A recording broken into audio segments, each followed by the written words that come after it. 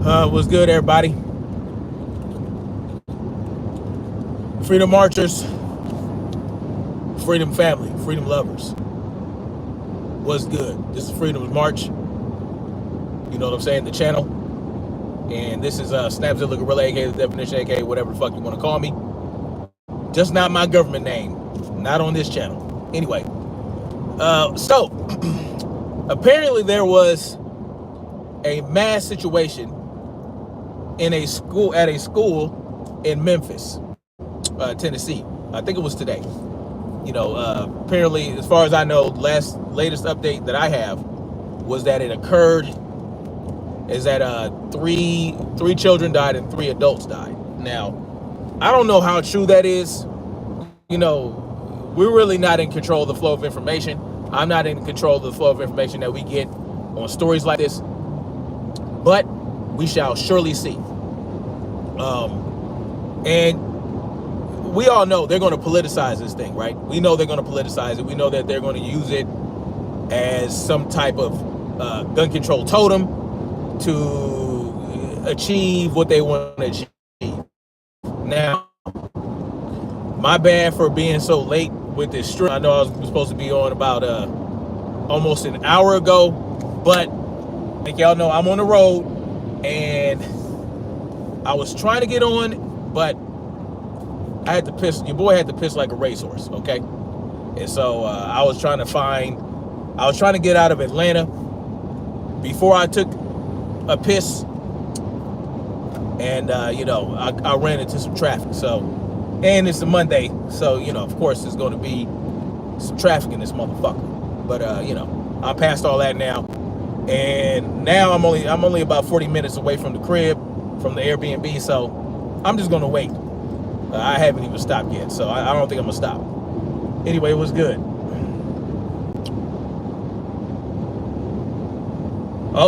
Okay, so if I'm reading correctly, it was a 28-year-old female that did the blaming. Wow. Well, we'll get more information on that soon. We'll see what race they are and all that good shit. We'll see how that affects the news and how they push it. So, you know, we know what the deal is, right? We know what the deal is with these schools and these laws that make schools gun-free zones, and how that ultimately opens them up to victimhood, right? You put your children in these schools, and you know they're gun-free zones, and so therefore, people who want to commit these type of situations are going to take advantage of that. No ifs, ands, or buts about it. If they want to do it, you know, they're going to find a nice fish in a barrel school to commit this stuff. And look, let's face it. You know, let's say it's not a gun-free zone in the school, and you have all these teachers and staff with firearms or whatever the case may be. You know, how do we vet them? How do we, you know, we're sending our children to these schools. How do we know that these teachers are going to stay level-headed, that they're not whacked in the brain and going to fly off the handle one day and do something like commit a mass situation? We don't know that, right? And we don't know what our kids are going to endure when we send them to these institutions. When we send our children to schools, we are giving over the control of our children to these people. And so it's not only the mass situation you have to worry about.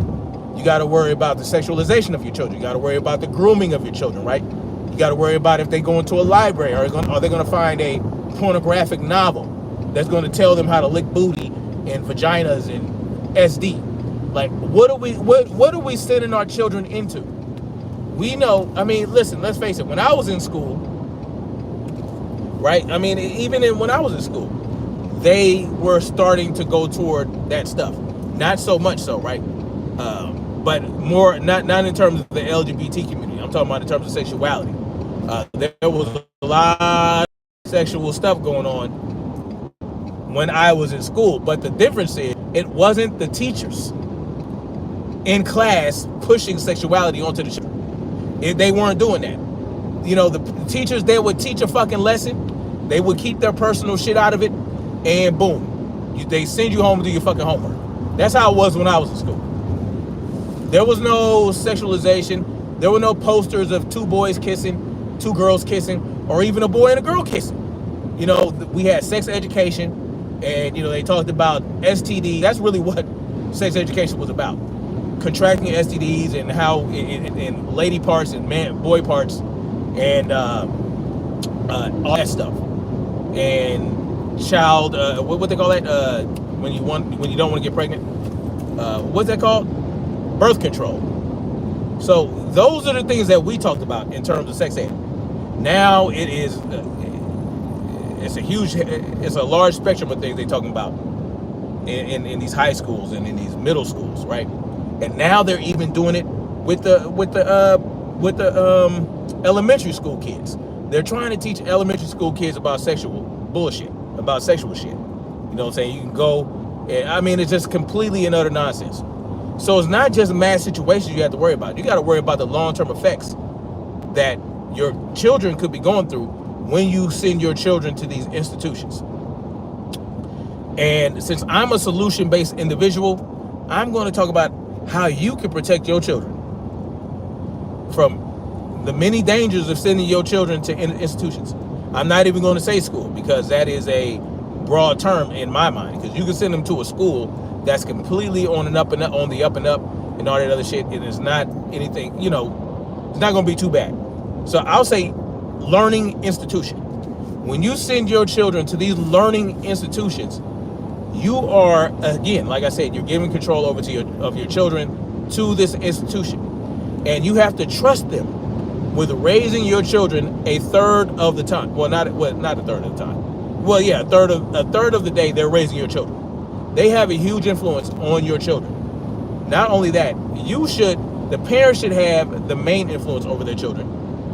Then it is, the friends and all. So you gotta think about who your children are hanging out with in terms of friends. And, you want them to have friends. You want them to be socialized. But you want them to be socialized with the right group of kids, where the parents are level-headed, that they have their mind on straight, and that they are of like mind, that they are not going to be teaching their children nasty shit and all kind of cruel things. You know what I mean? So these are things that you have to vet your children. You have to vet the people that your children are around. You have to vet the institutions that your children are in. You got to vet the schools that your children are going to. And if you're not doing that, the best thing that I see that can be done is more parents homeschool. That is the best solution. That is the best way to keep your children from falling victim to the many things they can fall victim to, including a mass situation, right? And listen, homeschooling doesn't have to be, it's not about raising feral children that are socially awkward and don't know how to be around people. That's not, a lot of people think that's what it is. That's not what it is. It's just taking control of your children's education. It's taking control of your children's value system, right? You're instilling a value system into your children. And the best way for me, I believe, to do that is to homeschool your children. And guess what? You can also find homeschooling groups. As a matter of fact, in South Carolina in particular, there's a homeschooling group that includes South Carolina and North Carolina. And at any point in time, you can take you're part of this group. You can take your children to these little classes that they do. They do different classes, all kind of classes. I'm even thinking about giving classes with this group for children in terms of firearms, right? Learning how to safely operate firearms, and a shop class for electrical, right? An electrical shop class. These are things that I'm considering doing, right? Of course, I'd have to give up my job, but hey, it would be well worth it. The thing is, you can find these groups. You can find these groups and put your children, you can take your children, and guess what? You can also stay there with the children.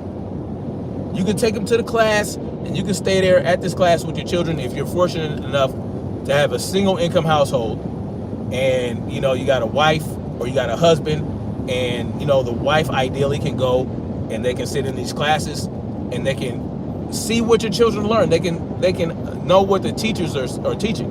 And this is the type of thing that I feel will save the family unit, right? To save the family unit, because many of these people in these homeschooling groups, particularly in the South Carolina homeschooling group, they have two-parent households. I mean, we're talking about father and mother and children. And I mean, I look at it and it's like, wow, this is amazing. And look, you also have a lot of freedom with your children when you homeschool them. Like, you can take them camping in the middle of the week, when there's not a lot of people there, because it's hard to find camping spots on the weekends and on certain holidays. Well, you can go during the weekday. You ain't got to worry about it. You know what I'm saying? If they got a signal, you can still do classwork. And you can make that camping trip part of the learning experience, right? You can make that camping trip part of the learning experience, and there's a lot that you can do.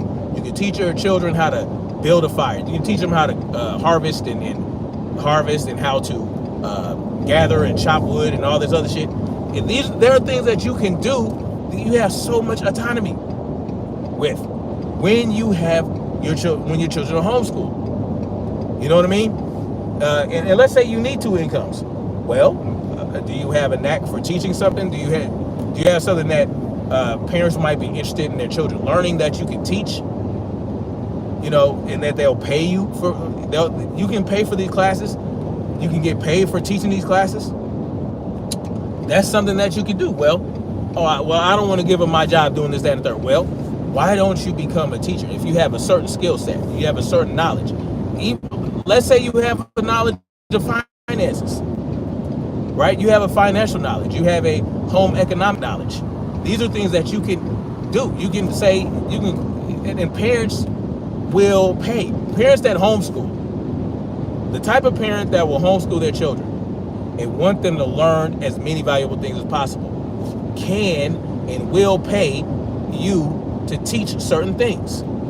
They will pay for that because it is valuable. Let's say you know how to ride horses, you know how to breed horses, you know how to hunt. These are things that can be valuable, that you can teach a group of homeschooling kids. You can teach them how to process animals. You can teach them how to garden, teach them how to raise animals, how to build a chicken coop. You know what I mean? There are things that you can teach. You know what I'm saying? Like, these are and you're all at the same time, you're building a community of people that think like you, that know that they cannot rely on government. They cannot rely on government institutions to do shit for them, because they know that they had the ball dropped. And that's one of the many blessings. Well, that's one of the blessings. I won't say many blessings of the COVID situation. Shit. I'm not really saying anything about it, so it shouldn't be a problem. Of the Modelo 19 situation, right? What did we learn? We learned that, well, and the shit kind of hit the fan a little bit. It was like a little shit pebble, right?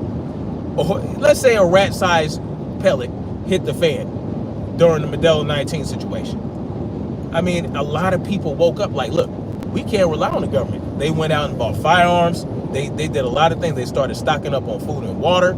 You know what I'm saying? They're a little bit more conscious. They're a little bit more woke in regards to the real shit about their government. And look at what's going on now with the financial situation, with the banks, with the dollar going haywire. Listen, we have a perfect opportunity right now, right? You know how they say to never let a good tragedy go to waste. Well, guess what? There was a lot of tragedy in regards to this Modelo 19 thing. The things that our government did in the name of public health created a lot of tragedies, including, in my opinion, with my nephew, who took his own life. I believe that if we did not have this Modelo 19 lockdown situation, he would still be alive. He would still be alive. He wasn't homeschooled. He went to, he went to school. But the thing is this: We have an opportunity right now. We have, it's right now. The time is right now to take advantage of people being a little bit more disillusioned about our institutions, right? We can convince more people to, hey, let's take charge of our own lives, starting with our children. And not only that, not only can you take and give classes for children, it wouldn't hurt for adults to participate in these classes. Participate in an electrical shop class, participate in a firearms instruction class, participate in a hunting class. These are all things that adults can do as well. You know, you separate them, of course, right? Or maybe not. Maybe you want to have a parent-student hunting trip where, you know, you have the parents there, or you have chaperones that are parents. You know, get them involved. We need to be involved, I believe, as much as possible in our children's upbringing, and give less control over to another individual to raise our children unless they're properly vetted and we have a hand in it. You know what I'm saying? Like, if my wife has to take our children to one of these homeschool group classes, she's going to be right there. And at some point, she might know the material, she might learn the material, pick up all the material, and she'll be able to participate in teaching classes, and maybe, you know, open up a building, or lease a building somewhere, or lease something where we can have children. Like, there are many possibilities. You not only can protect your children from a possible mass situation in school, I'm talking about, because, you know, things happen in malls, things happen in stores. You can't control everything, right? But you can take more control. And when you're in the store, guess who's in the store with your children? You are in the store with your children. You are in the amusement park with your children. You are everywhere else but in school with your children. And guess what you're doing? Right? Guess what you're doing?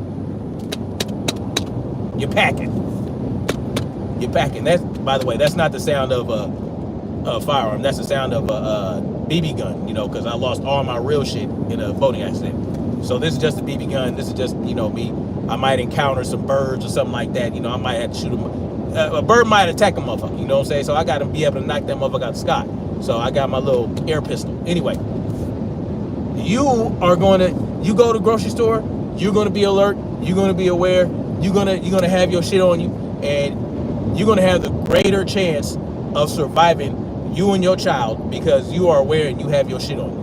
Whereas if you go to school, let's face it, many teachers are like liberal minded. They're like anti-gun, a lot of them, you know, well, maybe not in the South, but, you know, you can't rely on a stranger, right? And it's a stranger to you. It may not be a stranger to your child, because your child knows the teacher more than you ever will, but it's a stranger to you. You can't really trust a stranger to protect your children. Your children are your responsibility. Your children are your responsibility, even if you drop them off at school and put them in the hands and in the charge of the teachers and the faculty members. They are still your responsibility. Those are your children, not anybody else's. So when you drop them off at an institution, they are subjected to whatever that institution has in store for them. And you said, hey, you know what? I'm going to leave my children here, and y'all are in charge of my children for the time being, for these little 6 to 7 to 8 hours. Well, guess what? Even while you're gone, even during those 6 or 7 or 8 hours, you're still responsible. Those are still your children. Those aren't their children. They are not going to care about your children like you do. Ever. It's not going to happen. Or like you should. They shouldn't care as much as your children as you should care about your children. Let me throw that caveat up in there. You know, because, you know, there's some parents don't really give a hot shit. I mean, but when you drop your children off, at these institutions, you are putting, it's still your responsibility, whatever happens to your children in that school. That's how you got to think about it. That's how I think about it. You know, because my wife is like, oh, well, my oldest daughter, she's talking about how she want to go to high school and this, that, and the third. And I'm like, maybe in the 12th grade, right? Maybe in the 12th grade. Maybe high school. Maybe even in the 9th grade. Maybe 10th grade. Because she'll have a little bit more, she'll be a little bit more mature and have a lot more awareness. And she's probably going to be a lot more aware than her fellow students. So maybe, and it depends on the school. But if these homeschooling groups work out like I think they can work out, she might not even have to think about going to high school at an institution. So, I mean, these are things. So even if I drop my child off, she's 16, 17 years old at school because she wants to go to school because she feels like she wants to have that experience. Well, guess what? I'm still responsible for my daughter if I drop her off. Because I dropped her off. Right? And it's not about having so much control over your children. Because guess what? You still need a level of control over your children because they're children. They are not grown. They're not adults. They haven't lived life yet. Right? They should be under your control. And that's what's being misunderstood here. That's what's not understood by many people. Right? Yes, they're little human beings. They are human beings. They do have some level of autonomy. They should. You know, they should have a level of independence, but at the end of the day, they cannot make it on their own. And if they can't make it on their own, then you do have to have some control over your children. You need to have some level of control over your children. You just release the level of control, like you diminish. You peter off the level of control that you have as your children get older, as you can assess. You got to assess their maturity as well. You got to assess their knowledge. You got to assess their experience. You got to assess whether or not they'll act a certain way in certain situations. Because you might not be able to relinquish control over your children at the same rate across all your children, right? Like, I have some of my kids are more mature than others. Then some of my kids, like when my oldest daughter was 11 years old, she was more mature than my current 11-year-old is.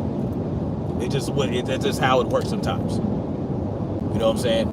My oldest son, very responsible, very polite, very nice young man. You know what I'm saying? But don't get it twisted, because he does know some Muay Thai and some boxing. You know what I'm saying? My oldest son is learning Muay Thai and boxing as we speak, and he knows some shit. And he's been getting some rounds in with me. But he's a nice guy, very nice, very responsible, likes to do things for people. Very just a gentleman, right? But my 2-year-old son is an asshole. Straight up, he's an asshole. And my oldest son has been the same way since he was 2 years old. Like, he's been the nice guy, the nice kid. You know what I'm saying? Very, very quiet. Not very over.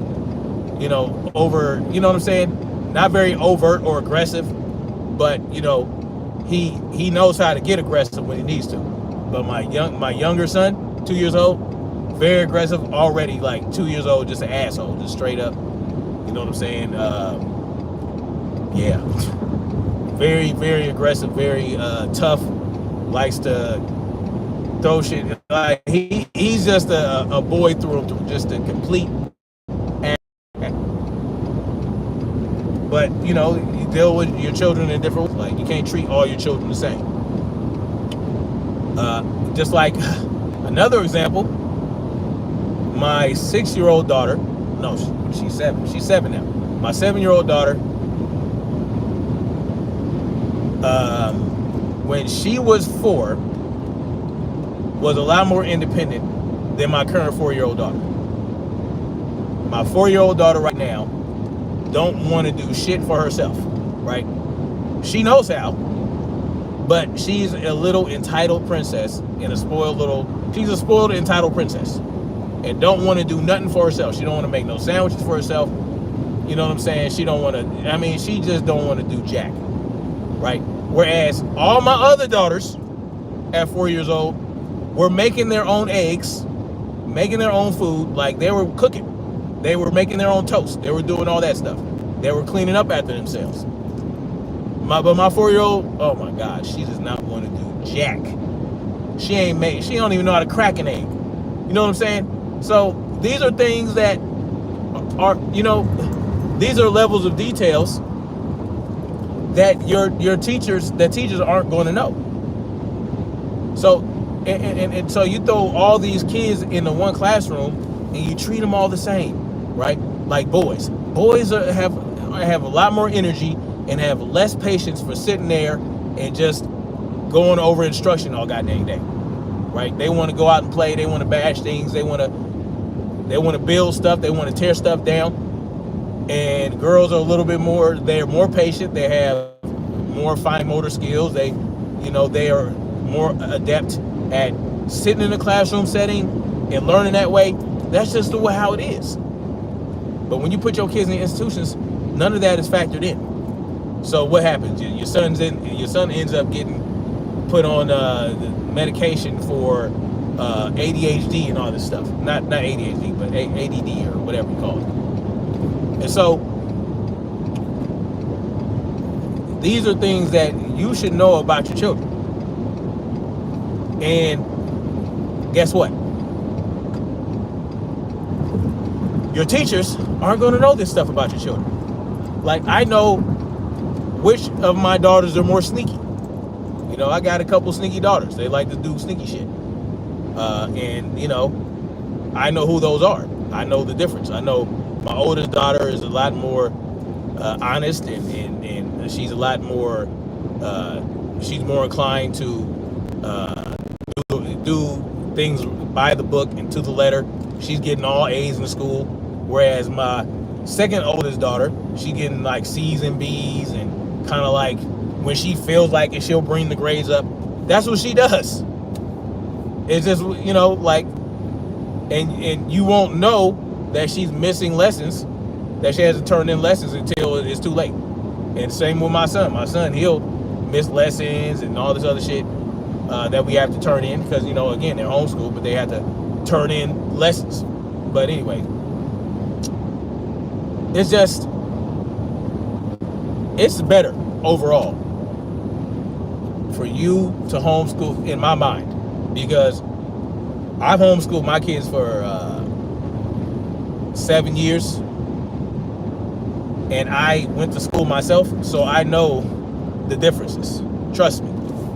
If I were homeschooled, but you got to have the right parents for it. So if you're the right parent for homeschooling, and if you like being around your kids, or you feel like your kids aren't really learning the best way in school, or they're falling under bad influences, and you want the best level of education, and it's not just about academic education, it's about education of life, right? It's about all those things that I mentioned earlier that you can give homeschooling groups classes about, right? Shop classes, include shop classes, hunting classes, finances, shit, home economics, shit like that. I don't know if they still do home economics. They did home economics when I was in school. That was really for the ladies. The girls did that. The girls did home ec. I didn't do no damn home ec. The girls did home ec, and they learned how to bake. They learned how to cook. They learned how to clean. They learned all this shit. I don't know if they're still doing it. But this is something, again, you have a lot more freedom. Instead of breaking up the classes all over in one day, doing 4 or 5 different classes, maybe you focus on one subject for the entire day. And it doesn't even, you ain't got to be in instruction for fucking 6-7 hours. Hell, you might be able to be in 2 or 3 hours a day. That's typically how long my children spend doing school stuff. Maybe 2 or 3 hours in a day. And the rest of that time, they're doing other things. They're doing, like, they might read some books. They might, build stuff, play outside, which is very important. Just having time to play outside, getting sunlight, play, meeting kids in the neighborhood, playing with kids in the neighborhood. These are things that are important. Riding bikes, you have more time for that. So, and that's important. It's important to have time for children to have time to play. All animals that, have babies and not like insects, but actual animals, mammals and, chickens and birds and all this other shit. Well, I don't know about birds, but mammals for the most part, as they're growing, they're playing, and that's how they learn how to fight, and that's how they learn how to hunt, by playing around, pouncing on each other.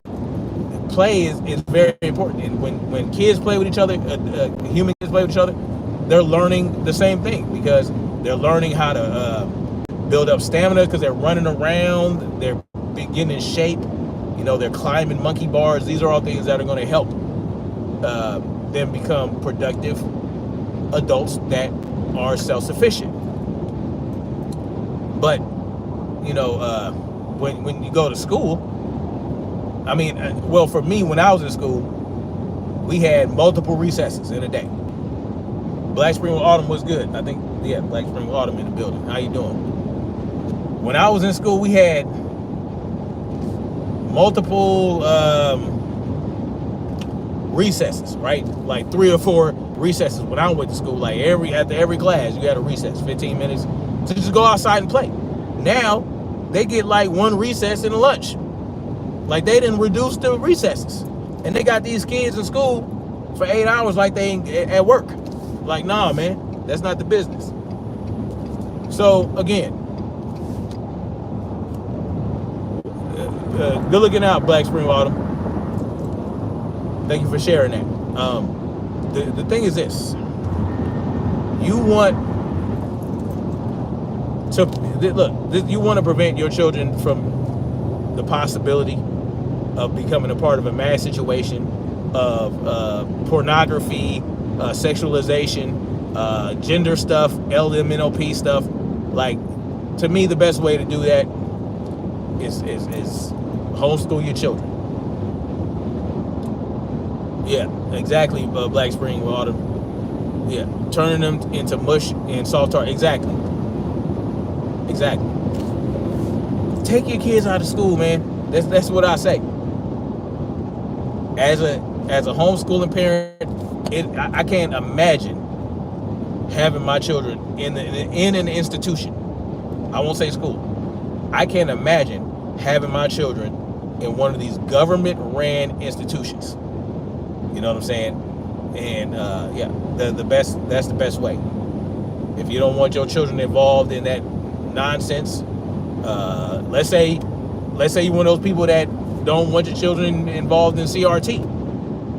Why complain about CRT being taught in schools?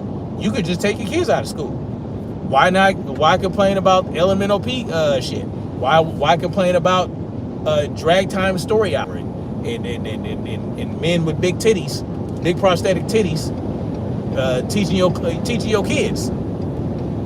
You know what I'm saying? Like, there was this one school in Chicago, I believe, I talked about it a while ago, that had that the guy, one of the head people, were actually actively teaching kids about licking booty holes, and had dildos and stuff like that in the classroom. And when it was a private school too, I believe, I forgot, I covered it. If you guys go back in time through my videos, you'll see it. But I mean, he was teaching about booty play and putting on condoms and sucking this and licking that, and and when he got caught, the school doubled down and said, nah, we gonna let him do what he do. You know what I'm saying? This is what happens. And what can you do about it if your children are still going there?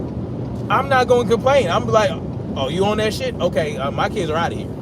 And if my kids were actually in that classroom while that was happening, to me, you're abusing my children, and you're giving me the green light to light you up. You understand what I'm saying? So if my kids happen to be in the class during that, I might end up being in prison for the rest of my life because I did something horrible to the teacher. But if my kid was just simply in the school and didn't have to endure the class, well, then I would just take my children out of school. Okay, this is the last straw. I'm taking my kids out. So don't complain about CRT.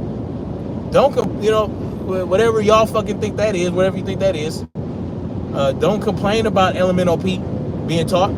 Don't complain about Christianity being taught. If you don't like Christianity, if you don't like strict, man, woman, and child conversations in your child's school, and you're a liberal, free-loving mother sucker and all this other stuff, and you don't mind if your kids identify as something that they weren't born to be, take your kids out of school.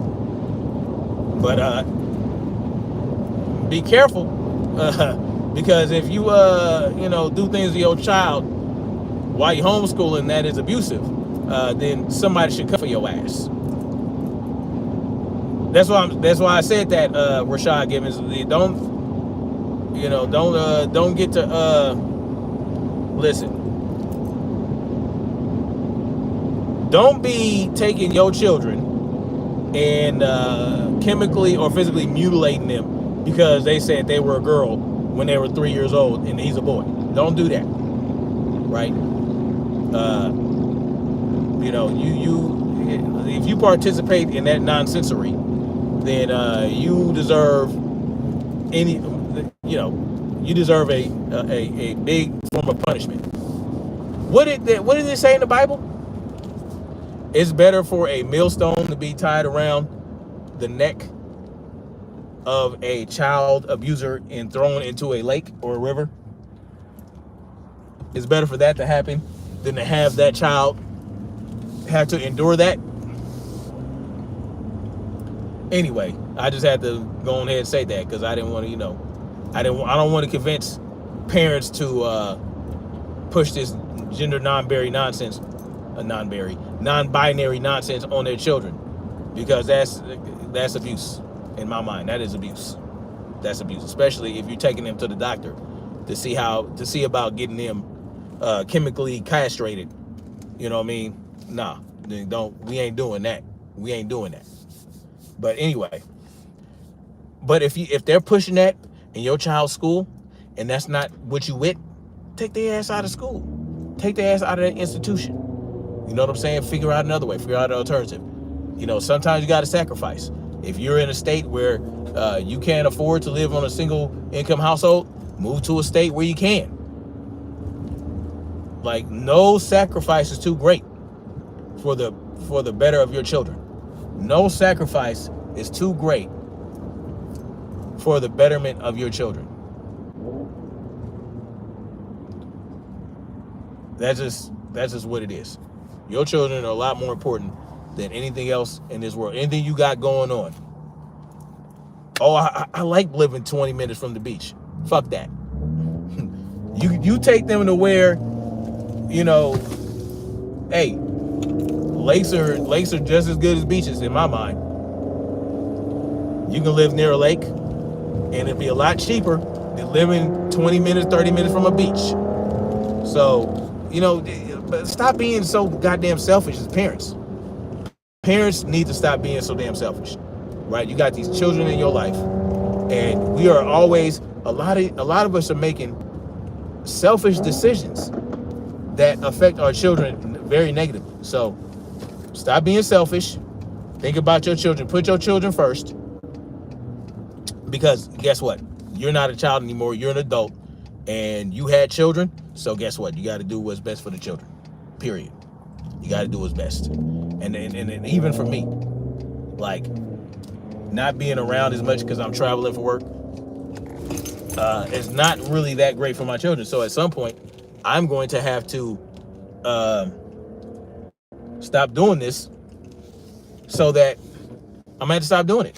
I'm gonna have to stop doing it and become more financially independent. I'm gonna have to accelerate, you know, what I want to do in terms of entrepreneurship and doing other things. And you know, in the meantime, I'm gonna have to work local and not make as much money, because I'm making way more money traveling, and that's another sacrifice. I had to make a sacrifice, you know, sacrifice some time and distance to put myself in a better financial position to do what I really want to do, which involves, you know, people like you, and you know, building other channels and doing things with my wife and getting into real estate, doing the real estate thing, and we gonna get it cracking. But yeah, much love. Like, share, subscribe. I really gotta go. I really gotta go. I can't really look at a lot of these comments because I gotta go bad. But much love. Like, share, subscribe. Leave a comment in the comment section if you feel like it, and then I'll respond there. But I gotta go. Much love. Like, subscribe, and we're gonna keep marching forward toward freedom. Peace.